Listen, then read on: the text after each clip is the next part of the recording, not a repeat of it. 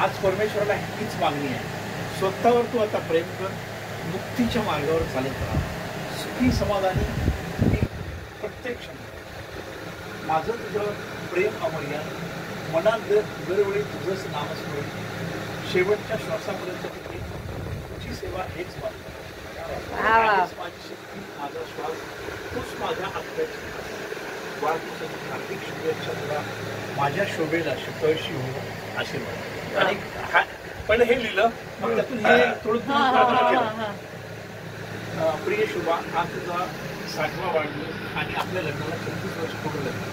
माझ्या आयुष्याचा हा प्रवास शून्यातून सुरू झाला आणि आज आपण करोडपतीच्या शिखरावर पोहोचलो.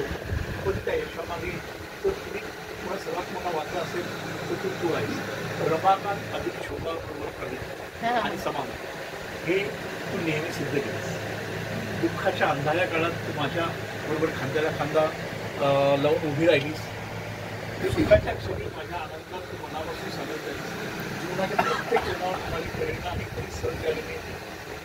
आज परमेश्वराने एकच मागणी करतो, तो आता स्वतःवर प्रेम करावं, मुक्तीच्या मार्गावर पुढे जावं, सदैव सुखी समाधानी निरामय.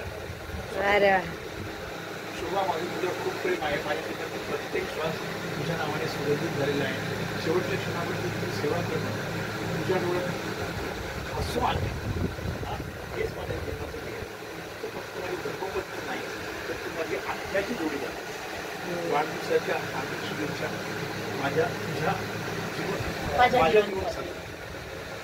तुझे आयुष्य हे परमेश्वराच्या पुढे दीर्घ शांत आणि आनंद. सतत 7 वर्षाचा अनुभव आणि सतत प्रयोग यातून प्रथम तुझ्यासाठी एक पुस्तक लिहिलं. स्वामीला प्रार्थना, हे पुस्तक तुला समर्पण करत आहे. त्या दिवशी पूर्ण अच्छा. आणि माझ्या आयुष्यात शेवट लाखो रुपयाचे तुझ्या पैसे कधीच समाधान नाही झालं. आणि हे कागद दिला ना, प्रत्येक स्त्रीला हेच हवं असतं सर.